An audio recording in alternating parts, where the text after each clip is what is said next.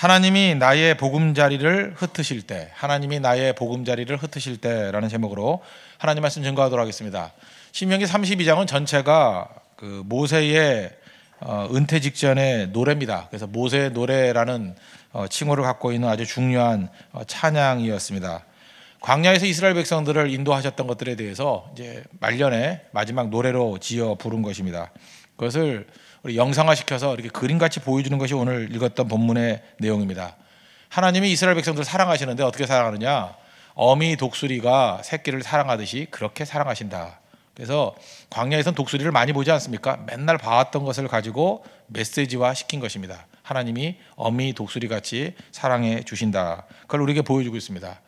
어느 정도 사랑하느냐? 눈동자같이 사랑한다는 거예요. 참 독특한 표현인데 우리가 아무리 사랑하는 사람이 할지라도 뭐 다른 건 다 만지게 해도 눈동자 만지게 하는 사람 없죠. 나 사랑하지 하면서 눈 뒤집으면서 만져 이렇게 하는 사람 없잖아요. 가장 귀하다는 뜻이죠. 손 못 대게 한다는 거. 그 정도로 이스라엘 백성들을 눈동자같이 사랑하신다. 가장 사랑하신다. 그렇게 묘사하고 있다는 것입니다.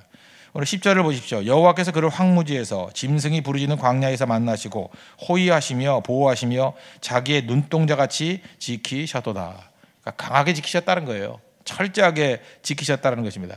그리고 보금자리 주셨다는 것입니다. 둥지 주셨다는 거예요.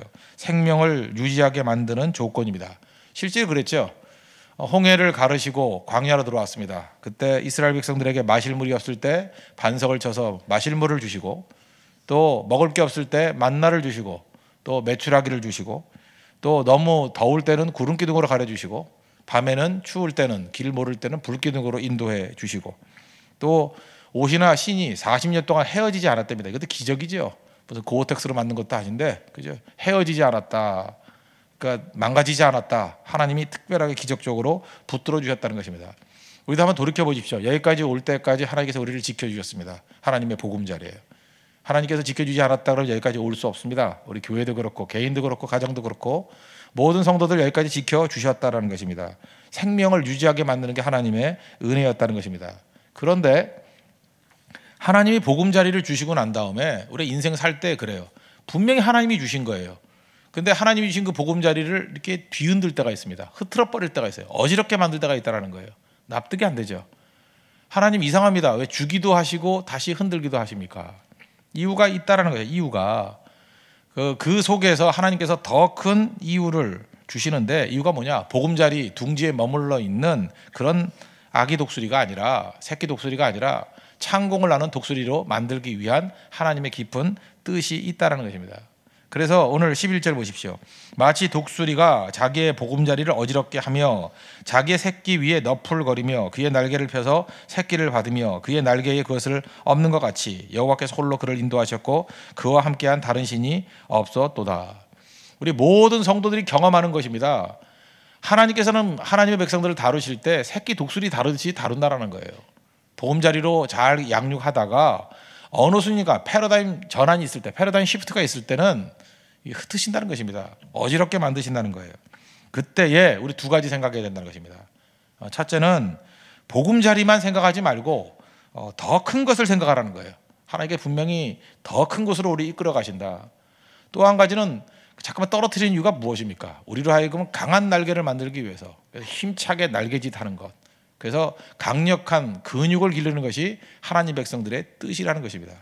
이건 교회의 단계도 그렇고 우리 개인의 단계도 그렇고 항상 하나님께서 이렇게 역사하신다는 것입니다. 우리 한 주간을 시작하면서 오늘도 어미 독수리의 사랑 이것을 한번 재점검하는 은혜의 시간이 되기를 바랍니다. 첫 번째는 보금자리, 내가 지금 안주하고 있는 자리죠. 보금자리만 생각하지 말고 더 큰 것을 생각하라는 것입니다. 우리는 항상 잃어버리는 것만 생각합니다. 난 이걸 잃어버렸어. 아닙니다. 더 큰 것 얻을 게 있다라는 거예요. 초점에 전환이 있어야 되고 또 관점에 전환이 있어야 된다는 것입니다. 흐트러진 걸 보지 말고 흩은다는 건 무슨 얘기입니까? 여기 머무르지 말라는 거예요. 그냥 더 큰 것을 향해서 나아가라는 것입니다. 관심의 전환이 있어야 된다는 것입니다. 그런데 우리는 과거, 현재 맨날 봐왔던 게 뭡니까? 보금자리만 봐왔잖아요. 그러니까 내가 봐왔던 거, 내가 유지했던 거 그게 흐트러지면 상실감을 갖는다고요. 근데 이제까지 경험하지 못한 거, 보지 못한 또 다른 세계가 있다는 것을 잊지 마십시오. 거기로 하나님께서 이끌어 가실 때 항상 보금자리를 흩으신다는 거예요.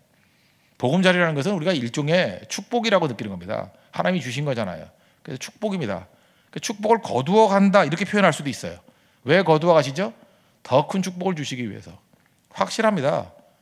그 단계에 머무르는 것보다 더 큰 축복을 주시기 위해서 거두어 간다는 거예요. 애굽도 나름대로 안락했잖아요. 노예지만 안주하고 살지 않았습니까? 그거 흩으신 이유가 무엇입니까? 더 큰 가나안 주시려고. 언제나 하나님은 그런 식으로 이끌어 가신다는 것입니다. 예루살렘 교회 성도들이 예수님이 잘 믿었습니다. 성령 충만하고 항상 모일 때마다 기도하고 교제하고 완벽한 교회 아닙니까? 그런데 하나님께서 핍박을 허락하십니다. 사도행전 8장 1절을 보니까 그날에 예루살렘에 있는 교회에 큰 박해가 있어 사도 외에는 다 유대와 사마리아 모든 땅으로 흩어지니라. 이때 예루살렘 교회에 있는 성도들이 이걸 이해할 수 있었습니까? 하나님 잘 믿고 예수님 잘 섬기고 성령 충만하고 교회는 화기애애하고 따뜻하고 목사님이 누구예요? 베드로고 요한이고 11 제자가 그 다 사역자들 아닙니까? 우리 같으면 진장이 야고보예요. 뭐 이런 거예요. 그죠? 뭐 김성택 이런 수준이 아니에요. 야고보고 뭐 삼진장이 안드레고 뭐 주로 이래요. 그죠? 뭐 부진장이 도마 정도 되고 뭐 이 정도니까 얼마나 화려합니까? 그죠? 그래서 거기 정말 최고의 교회가 되었다고요. 근데 보금자리잖아요. 하나님이 보호하신 거죠. 성령이 기름 부어 주신 거죠. 능력 주셨죠. 뭐 예루살렘 교회가 무슨 범죄한 거 있습니까? 뭐 잘못된 거 있습니까? 정말 완벽한 교회예요. 근데 흩으시잖아요. 흩으신 이유가 뭘까요? 예루살렘에만 머무르면 안 된다는 거죠. 예루살렘과 온 유대와 사마리아와 땅끝까지. 그래서 흩었습니다. 8장 4절 보니까 그 흩어진 사람들이 두루 다니며 복음의 말씀을 전할세. 그래서 그 사람들 가운데 그죠? 안디옥 교회도 세우기도 하고 여러 교회들을 세우잖아요.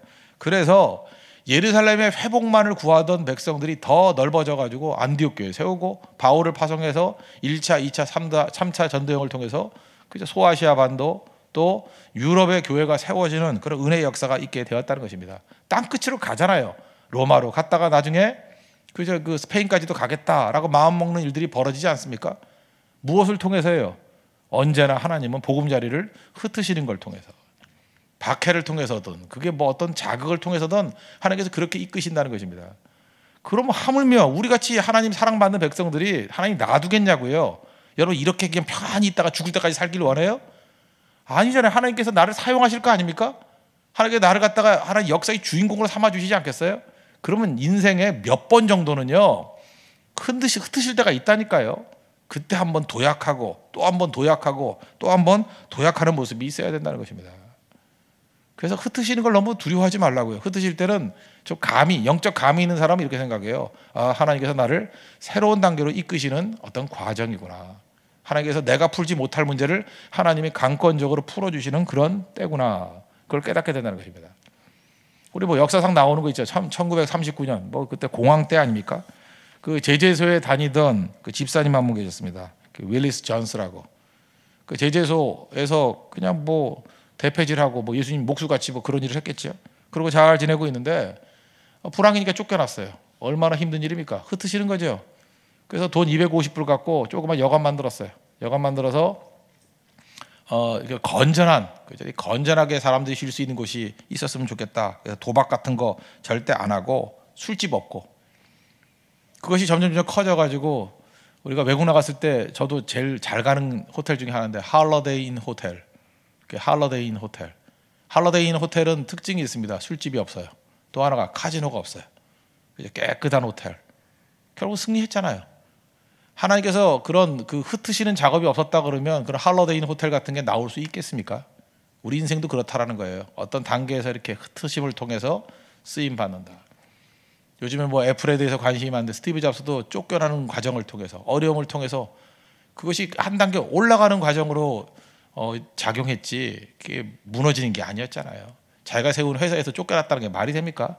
그리고 금이 환영해서 더 강력한 회사로 만들었던 것들을 보십시오. 하나님이 일하시는 방법들은 주로 그렇게 일하신다는 거예요. 그래서 하나님 주신 축복들을 거두어 가실 때, 보금자리 흩으실 때, 여러분 삶 속에 지금 이게 찬바람이 불 때, 이때 하나님 말씀 잘 붙들고 있으면 한 단계 더 중요한 곳으로 가는 하나님의 인도하심이라는 것입니다. 그런 인도하심을 받는 믿음의 종 되기를 바랍니다. 또 하나는 최선을 다해서, 그때 우리가 해야 될 일이 뭐냐? 최선을 다해서 날개짓 해야 된다는 거예요. 제가 옛날에 이거 칼럼도 많이 쓰고 했습니다. 날개짓이 믿음이라는 거예요. 믿음. 우리는 너무 믿음이 좋아서요, 모든 것을 하나님께 다 맡긴다고 하면서 가만히 있는 걸 믿음이라고 생각한다는 거예요. 물론 가만히 스틸이라 그러죠. 스틸, 비스틸, 조용히 하나님을 잠잠히 바라볼 때도 있지만 정확하게 하나님의 뜻이 무엇인지를 알고 난 다음에는 힘차게 뛸 줄 알아야 된다는 것입니다. 보금자리에 있는 새끼 독수리를 밑에 떨어뜨립니다. 왜 떨어뜨리죠? 떨어져야 날개짓을 하잖아요. 그러면 그 새끼 독수리가 떨어지면서 날개짓 한다고 날 수 있습니까? 처음부터 날면 그게 새끼 독수리가 아니지요. 이게 날다가 퍼덕퍼덕 되지만 못 날 거예요. 그러면 밑에 어미 독수리가 받아준다 그러죠. 날개로 받아주고 다시 올려놓고, 또 밀어 떨어뜨리면 또 퍼덕퍼덕 하다 보면 또 밑에서 받아주고, 그런 여러 차례의 과정을 통해서 어린 독수리의 날개에 근육이 생기는 거죠. 그래서 비로소 어느 순간인가 날 수 있게 된다라는 것입니다. 하나님께서도 우리를 그렇게 인도하신다는 거예요. 그래서 성도들이 성공이냐 실패냐 그렇게 바라보면 안 된다는 거예요. 성공은 언제 하느냐면 여러 차례 실패를 통해서 마지막 성공하는 겁니다. 근데 그걸 실패라 그러지 않죠. 그래서 우리는 뭐라 그래요? 과정이라고. 과정이 있는 겁니다. 과정이 뭐예요? 근육 기르는 거예요. 하루아침에 되는 게 아니라는 것입니다. 그러나 날개짓 하는 게 의미 없는 게 아니죠. 힘차게 날개짓 해야 된다는 거예요. 그렇지만 그 어미 독수리에게 제일 속 터지는 일이 뭐죠? 새끼 독수리가 너무 믿음이 좋아서 엄마가 나를 받아줄 거야 라는 확신, 믿습니다. 난 엄마를 믿어요. 그리고 그냥 통닭 떨어지듯이 뚝뚝 떨어지는 거예요. 그러면은 어미가 받아주지요. 맨 통닭 그래서 받아준다고요. 3통 치킨 하면서 이렇게 받아줘요. 그게 속 터지는 거죠. 어미의 목적이 뭐예요? 떨어지는 거 받으려는 게 아니고 떨어지는 과정 속에서 새끼가 날개짓 하기를 원하는 거 아니에요. 죽어라 날개짓 하기를 원하는 거 아니에요. 그래야 근육이 생기죠. 성도들도 마찬가지입니다. 하나님이 우리 교회도 그렇고 가정도 그렇고 지켜주십니까? 안 지켜주십니까?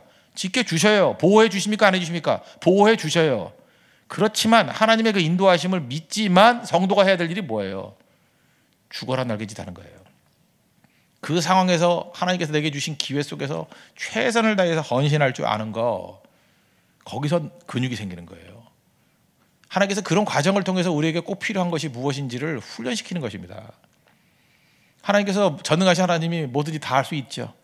그렇지만 그의 백성들을 통해서 일하시고자 하는 이유가 뭐예요? 그 백성들을 강하게 훈련시켜서 하나님의 거룩한 뜻을 이루는 하나님의 동역자로 삼기 위한 하나님의 뜻이라는 것입니다. 저는 골로새서 1장 29절 말씀 참 좋아합니다. 이유가 뭐냐? 내 속에서 능력으로 역사하시는 이의 역사를 따라. 내 속에 능력으로 역사하시는 성령이죠. 내 안에 성령이 있대요. 성령의 역사를 따라. 그 다음 뒤가 뭔지 알아요? 힘을 다하여 수고하노라. 성령을 의지하면서 또 하는 게 뭐예요? 힘을 다하여 수고하노라. 하나님의 능력을 믿으면서 또 내가 가지고 있는 최선을 다하는 모습, 그게 꼭 필요하다는 것입니다. 고린도전서 15장을 부활장이라 그러죠. 부활장 제일 마지막 기억하십니까? 15장 58절을 보니까 내 사랑하는 형제들아, 건실하며 흔들리지 말며 항상 주의 일에 더욱 힘쓰는 자들이 되라. 주의 일에 항상 힘쓰는 자들이 되라. 부활의 능력을 믿습니다. 하나님이 우리 죽었다고 살릴 수 있는 사망 권세를 이기는 능력을 주셨다. 그게 고린도전서 15장의 내용 아니에요? 하나님은 죽음의 세력 때 이길 수 있는 권능의 하나님이에요. 우리에게 생명을 주십니다. 그거 믿지요? 그걸 믿기 때문에 우리가 할 일이 뭐예요? 항상 주의 일에 더욱 힘쓰는 자들이 되라. 이는 너희 수고가 주 안에서 헛되지 않은 줄을 알미니라. 힘쓰는 겁니다. 힘쓰는 거. 여러분 어찌 보면은 그 아무 소망이 없을 때 힘쓰는 게 힘들죠. 여기도 지금 뭐 낚시 좋아하시는 형제들 내가 눈에 띄고 하는데 그 낚시 어떻게 하나 했더니 뭐 바다에서 잡아오는 것도 아니더라. 뭐 저수지 같은 데 가가지고 거기 널려 있어요. 고기가. 거기 고기 되게 많아요. 없으면 주인이 더 집어도 놔줘. 그리고 잡아와가지고 뭐 저한테도 갖다도 주고 뭐 그러더라고요. 그래서 근데 잘 보세요. 어떤 저수지가 있는데 여기 고기가 있는지 없는지 알 수가 없어요. 거기서 낚시질 하는 것과 분명히 고기가 바글바글해. 그러면서 낚시질 하는 게 어느 게 더 신나요? 후자죠. 반드시 잡혀요. 반드시 잡힌다고. 반드시 잡힌다는 확신 가지고 힘을 다해 수고할 때 최고의 열매를 거둘 수 있다고요. 예수님께서 그랬잖아요. 내 오른편에 금을 던져라. 분명히 고기 있다는 거죠. 집어 던져서 금을 뭐 찢어질 정도로 잡았잖아요. 그게 하나님 백성들이 하는 일이라는 거예요. 우리 없는 곳에 금을 던지는 아닙니다. 주님이 이미 성령으로 말미암아 이미 다 주신 싸움에 이긴 싸움이에요. 이긴 싸움인데 나가서 그저 금을 던져서 거두는 거예요. 힘을 다해 수고함을 통해서 헛되지 않는 헛수고가 아닌 열매 거두는 것입니다. 우리는 골리앗과 싸웁니다. 만만치 않은 존재인데 우리가 물맷돌 던지면 골리앗 죽습니다. 그걸 알아요. 그래서 더 신나는 거예요. 왜? 하나님의 도우심으로 승리가 보장돼 있고 실제로 최선을 다해 싸우면 이길 수 있기 때문에. 이게 성도의 삶이라는 거예요. 그래서 일주일 동안도 여러분들 하나님께서 우리에게 함께 해주시는 약속의 성령이 있다 그 확신을 가지고 할 일은 뭐예요? 그 약속 믿고 힘차게 날개짓해서 하나님 앞에서 강력한 근육을 기르고 또 창공을 나는 그런 거룩한 백성 되기를 바랍니다. 그러므로 내 인생 가운데 왜 하나님 나 평탄하게 잘 살아가는데 왜 내 보금자리를 흐트러 버리십니까? 그러면 이제 생각을 하라니까요. 아, 이 보금자리에 머물러 있는 단계가 아니구나. 이제는 창공을 나는 독수리를 만들려고 그러는 거구나. 한 단계 이 패러다임 시프트를 위해서 더 높은 단계로 가기 위한 하나님의 인도하심이구나. 그거 믿으십시오. 기대하라고요. 더 수준이 높아지는 거야 나는. 그리고 실질적으로 두 번째 해야 될 일은 뭐예요? 하나님께서 약속 가운데 능력 가운데 우리 인도해 주신 걸 믿고 최선을 다해서 날개짓하는 겁니다. 힘차게 날개짓. 못 날아도 괜찮아요. 계속 날개짓하면 그게 목적이에요. 날 수 있는 근육 기르는 거. 그래서 나중에 하나님이 원하시는 모습까지 성장한다는 것입니다. 그래서 그 날개짓에서 근육 생긴다는 것을 신학에서는 뭐라 그래요? 성화. 그죠? 거룩하게 될 때까지 하나님의 원하시는 뜻대로 될 때까지 강하게 만드신다는 것입니다. 저는 우리 홍대세 교회가 지금 그 하나님의 은혜 가운데 지금 날개짓하는 과정이라고 생각을 합니다. 근육 기르는 거예요. 그래서 창공을 나는 독수리 곧 될 겁니다. 그죠? 하나님의 은혜 가운데 그런 충성을 다하는 믿음의 종들. 그래서 하나님 나라의 독수리같이 헌신하는 승리의 종 되기를 바랍니다. 모두 자리에서 일어나겠습니다. 384장 찬양하고 우리 하나님의 인도하심을 믿고 충성 다하게 해달라고 우리 기도하는 시간 갖도록 하겠습니다. 384장